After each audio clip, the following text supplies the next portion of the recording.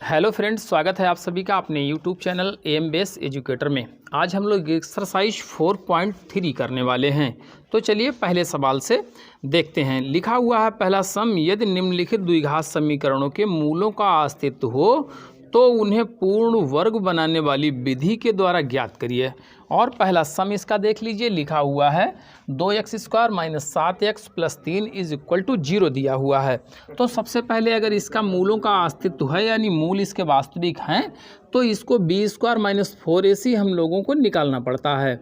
और इसमें a b c क्या होता है, जो x² का कोफिशिएंट होता है वो ये है, जो x का कोफिशिएंट है वो b कहलाता है, और जो कांस्टेंट टर्म होता है यानी अचर पद होता है उसको हम लोग c कह लेते हैं।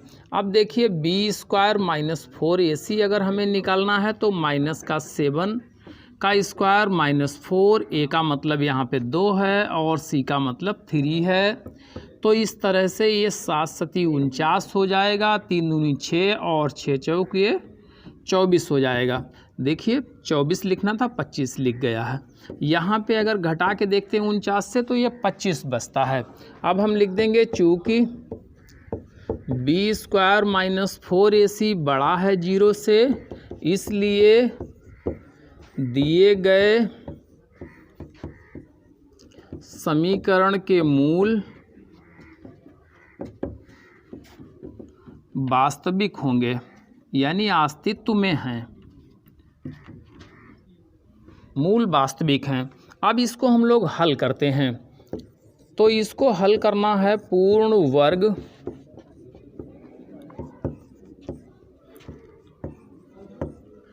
विधि द्वारा हम लोग इसको हल करेंगे। और किसी भी सवाल को पूर्ण वर्ग बना करके कैसे हल करते हैं, इसमें सबसे पहले तो जो कांस्टेंट टर्म होता है उसको बराबर के बाहर हम लोग ले जाते हैं। और फिर 2x² - 7x = जो 3 लिखा हुआ है, जो x² का कोफिशिएंट होता है उससे समीकरण के दोनों पक्षों में हम लोग भाग दे देते हैं। तो इसका मतलब यहाँ पे बचेगा x² - 7/2x बचेगा -3/2 बचेगा। जितना लिखा हुआ था उतना ही रह जाएगा।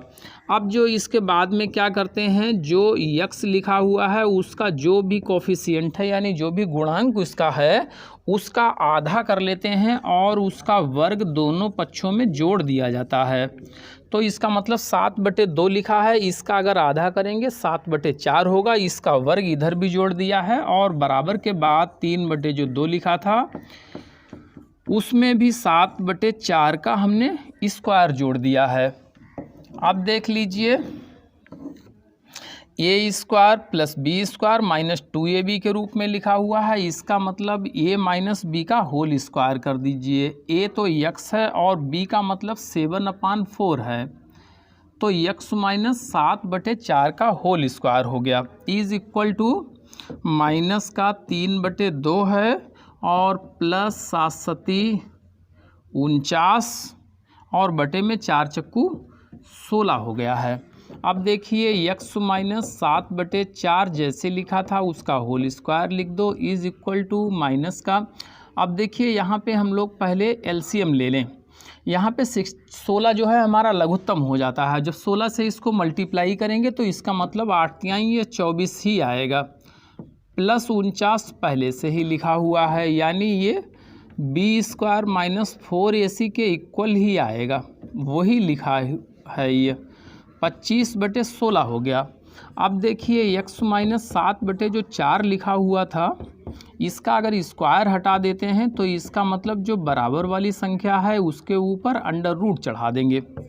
तो x - 7/4 कितना आएगा, ±5/4 आ जाएगा आपका, क्योंकि 25 का 5 होता है, 16 का 4 होता है। अब देखिए एक बार तो धनात्मक मान लेने पर लिख दीजिए, प्लस लेने पर तो x = 5/4 प्लस का ले लिया और 7/4 जब इधर ट्रांसफ़र करके आया तो ये प्लस का हो जाएगा। ये दोनों प्लस के हैं तो 7 × 5 = 12 और बटे में 4 तो 4 तिहाई हो जाएगा इस तरह से।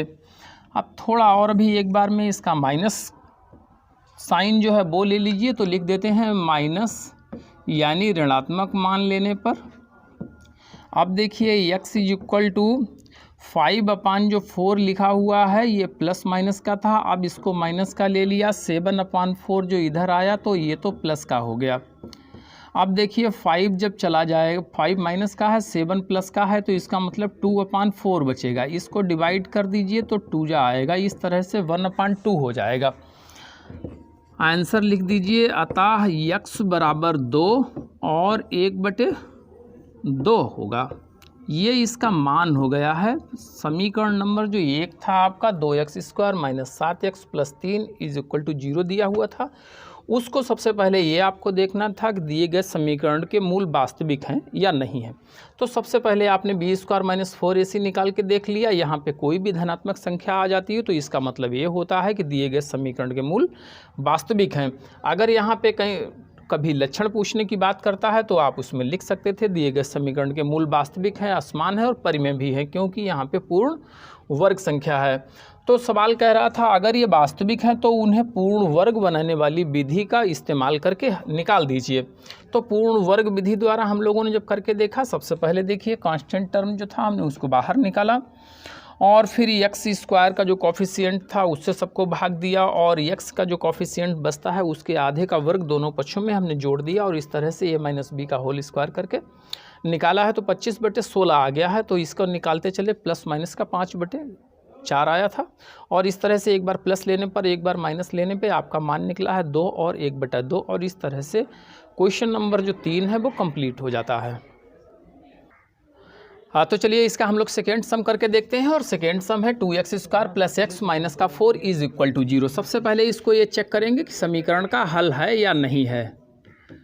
तो इस तरह से हम लोग करके जब देखेंगे तो b² माइनस 4ac कितना होता है, ये देखिए -4, a का मतलब यहाँ पे 2 है और c का मतलब 4 है। 1 का वर्ग 1 ही होगा, 4 दूनी 8 और 8 चक्कू 32 होता है। इसका मतलब ये वाला आपका 33 हो जाएगा। तो अब आपको लिखना है चूँकि b² माइनस 4ac बड़ा है 0 से, इसलिए दिए गए समीकरण के मूल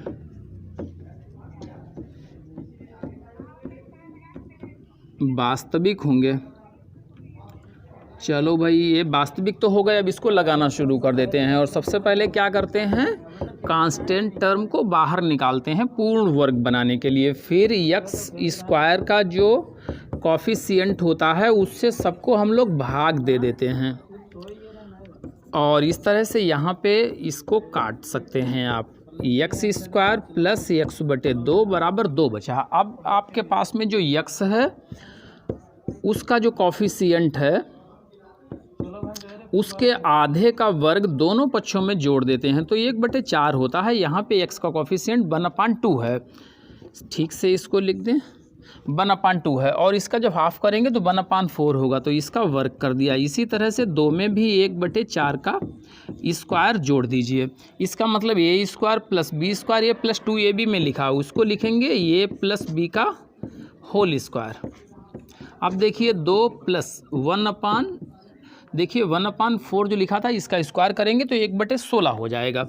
इसी तरह से एक बार फिर आप देख लीजिए, x प्लस 1/4 का होल स्क्वायर, 16 दूनी 32, 1 33, 33/16 हो जाता है। अब देखिए इसको x plus 1/4 is equal to √33 और बटे में 16 हो जाएगा। तो x plus 1/4 is equal to √33 और बटे में 4 आ जाएगा। ये प्लस माइनस का 33 का वर्गमूल नहीं निकलता तो ऐसे ही रह गया, 16 की निकल आया तो उसको निकाल दिया। अब एक बार आप लिख दीजिए धनात्मक मान लेने पर और एक बार फिर उसका ऋणात्मक मान ले लेंगे। तो x इज इक्वल टू √33/4 और ये वाला जब इधर आएगा तो माइनस का 1/4 हो जाएगा। तो x इज इक्वल टू हुआ है, देखिए दोनों के डिनोमिनेटर सेम है, इसका मतलब √33 माइनस 1 बटे में 4 ऐसे ही लिख दीजिए। एक मान हो गया है। अब लिख दीजिए ऋणात्मक मान लेने पर और फिर x इज इक्वल टू देखिए √33 जो लिखा हुआ था और बटे में 4 इसको आपकी माइनस का ले लिया तो x के साथ में 1/4 था, इधर आएगा तो 1/4 माइनस का हो जाएगा। अब देखिए चलो यहाँ पे लगा लेते हैं थोड़ा सा सवाल।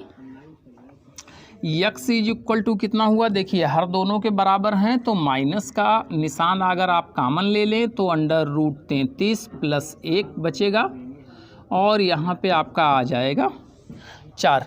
तो इस तरह से आपका दूसरा रूट भी निकल के आ गया है। अब आपको आंसर लिख देना है, अतः x के मान हैं √33 और माइनस का 1 और बटे में 4 कामा माइनस √33 + 1 बटे में 4 और ये कोष्ठक में है। इस तरह से सम नंबर जो सेकेंड था पहले का उसके आपके दोनों मान निकल के आ जाते हैं और सम नंबर आपका सेकेंड कंप्लीट हो जाता है।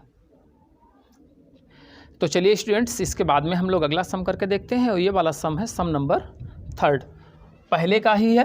तो इसको सबसे पहले हम लोग चेक करेंगे कि दिए गए समीकरण के मूल अस्तित्व में हैं या नहीं है। तो सबसे पहले b² - 4ac हम लोग निकालते हैं और b कितना है 4√3 है, इसका स्क्वायर -4, a का मतलब 4 और c का मतलब 3 हुआ है तो 4 चक्कू 16 × 3 आएगा माइनस का, इसी तरह से 4 चक्कू 16 और चाहे 16 × 3 लिख दो, चाहे 48 ही लिख देते एक ही बार में और इसका 0 आ जाता है। अब हम लिखेंगे बिकॉज चूँकि b² - 4ac is equal to 0, इसलिए दिए गए समीकरण के मूल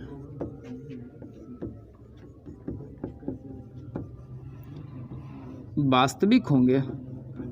अब ये मूल वास्तविक होंगे, ये क्लियर हो गया है। और मूलों के लक्षण में अगर जब आप देखेंगे b² - 4ac is equal to 0 होता है तो वहाँ पे ये भी चीज़ निश्चित होती है कि दोनों मूल समान भी होते हैं। तो चलिए अब हम लोग इसको लगाना शुरू करते हैं। तो लिखा है 4x², देखिए पूर्ण वर्ग विधि से ही कर रहे हैं, +4 √3x बराबर -3। सबसे पहले कांस्टेंट टर्म को बाहर निकालना है, फिर इसके बाद में जो x² का कोफिशिएंट है उससे सबको भाग देना है।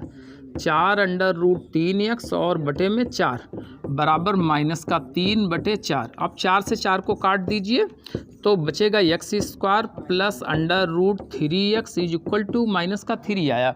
अब देखिए जो x है उसका कोफिशिएंट कितना है, √3 है। तो जितना भी हो हमेशा इसका आधा कर लिया जाता है और उसका वर्ग दोनों पक्षों में जोड़ दिया जाता है। तो √3 का आधा √3 बटे 2 हो जाएगा और उसका वर्ग कर दिया, -3 + √3 बटे 2 का हमने होल स्क्वायर कर दिया।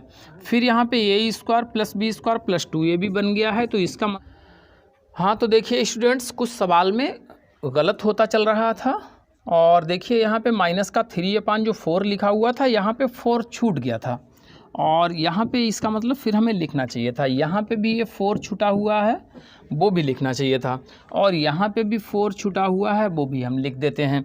और इसीलिए यहाँ पे देखिए -9 आ रहा था जो गलत था, और क्योंकि ये हमेशा इसके बराबर ही आता है, b² - 4ac के बराबर आता है, तो इसको थोड़ा सा हमें इरेज करना पड़ेगा। और यहाँ पे फिर -3/4 लिखा है उसमें प्लस करेंगे 3/4, इसका मतलब ये 0 आ जाएगा और अब सवाल ठीक हो गया है, जो b² - 4ac के इक्वल ही है। अब देखिए x + √3/2 इज इक्वल टू, ये भी 0 हो जाएगा। अगर इसका स्क्वायर आपने हटाया तो बराबर वाली संख्या के ऊपर √ चढ़ाना पड़ता है, तो बराबर वाली संख्या में आपको 0 दिया है, 0 का √ से कोई महत्व नहीं है, कोई मतलब नहीं है। तो इसका मतलब अब इसके x इज इक्वल टू लिख दें -√3/2 लिख देंगे। अब देखिए x का मान आपको मिल गया है। अब यहाँ पे प्लस माइनस होता तो 2 बार हम रख लेते तो 2 मान निकल आते, लेकिन यहाँ पे देखिए b² - 4ac is equal to 0 आया था, इसके मतलब दोनों मूल एक बराबर होते हैं। तो जो -3/2 आया है √3/2 वही आप 2 बार में लिख दीजिए। आंसर लिखते हैं, अतः x का मान -√3/2 और -√3/2 है और यही आपका आंसर हो जाता है। इस तरह से क्वेश्चन नंबर जो फर्स्ट का जो थर्ड था आपका कंप्लीट हो जाता है। तो चलिए स्टूडेंट्स, अब इसका हम लोग लास्ट सम करते हैं। फर्स्ट सवाल का जो फोर्थ पार्ट है उसमें लिखा हुआ 2x² + x + 4 = 0 लिखा हुआ है। तो सबसे पहले इसको हम लोग चेक करें कि दिए गए समीकरण का कोई मूल वास्तविक है या नहीं है। अब देखिए b² - 4ac = कितना हुआ। b का मतलब 1 है, 4 फार्मूले वाला, a का मतलब 2 हुआ और c का मतलब ये भी 4 हुआ। तो 1 हुआ, 4 दूनी 8 और 8 चक्कू 32 हुआ। तो इसका मतलब ये -31 हो जाएगा। और जैसे ही माइनस का आ जाता है इसका मतलब दिए गए समीकरण का मूल वास्तविक नहीं है, यानी मूलों का अस्तित्व नहीं है। तो आप आंसर डाल दीजिए। चूँकि b² - 4ac छोटा है 0 से, यानी ऋणात्मक कोई भी हो तो वो 0 से छोटा ही होता है, इसलिए दिए गए समीकरण के मूल वास्तविक नहीं होंगे, वास्तविक नहीं है। बस यही आपका आंसर हो जाता है। इससे ज़्यादा आपको कुछ करना नहीं है। इस दिए गए समीकरण के मूल वास्तविक जब है नहीं तो इसका मतलब अगर उन्हें आप निकालने की कोशिश करेंगे तो वो निकलेंगे भी नहीं। और इस तरह से सम नंबर जो फर्स्ट है उसके चारों पार्ट हम लोगों ने कंप्लीट कर लिए हैं। चलिए थर्ड सम लिखा हुआ निम्न समीकरणों के मूल ज्ञात करिए। मूल ज्ञात करना है, कैसे ज्ञात करना है वो आपकी मर्जी है। कौन सा मेथड आपको आसान लगता है उसको आप अप्लाई कर सकते हो, कोई आपके ऊपर बाउंडेशन यहाँ पे नहीं है।